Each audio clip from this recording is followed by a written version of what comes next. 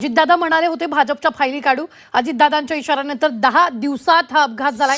विमान अपघातावरून संजय राऊतांनी आता आरोप केला.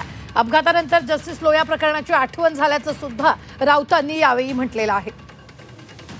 अजितदादांच्या इशाऱ्यानंतरच विमान अपघात झाला असं राऊतांनी म्हटलेलं आहे आणि अपघातानंतर जस्टिस लोया प्रकरणाची आठवण झाल्याचं सुद्धा त्यांनी म्हटलेलं आहे.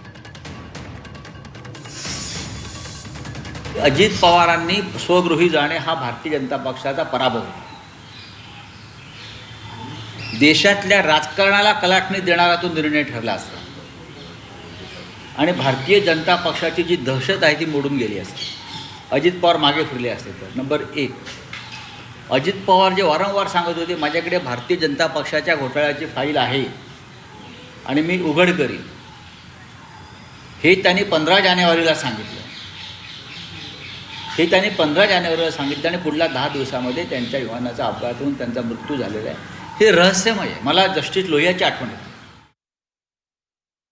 संजय राऊतांनी ती फाईल घेऊन जावं, त्याची पूर्ण चौकशी करावी आणि त्या पूर्ण चौकशीमधनं भारतीय जनता पार्टीबद्दल एखादा काही पुरावा असेल, कच्चा चिटोरा असेल तर त्यांनी आंतरराष्ट्रीय न्यायालयामध्ये दाद मागावी.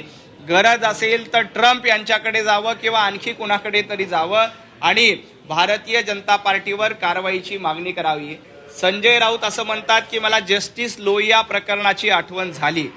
अहो संजय राऊत, जस्टिस लोहिया प्रकरणात देखील काहीही झालेलं नव्हतं.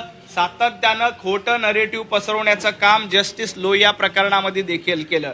जस्टिस लोहिया प्रकरणामध्ये दूध का दूध पाणी का पाणी झालेलं होतं. आता देखील तुम्ही असा संभ्रम पसरवण्याचा प्रयत्न करताय, परंतु तुम्ही कितीही संभ्रम पसरवण्याचा प्रयत्न केला, अजितदादांच्या अपघाताची पूर्ण चौकशी केली जाणार आहे. या अपघाता प्रकरणामध्ये जो कोणी दोषी असेल त्याच्यावर कारवाई देखील होली जाणार आहे.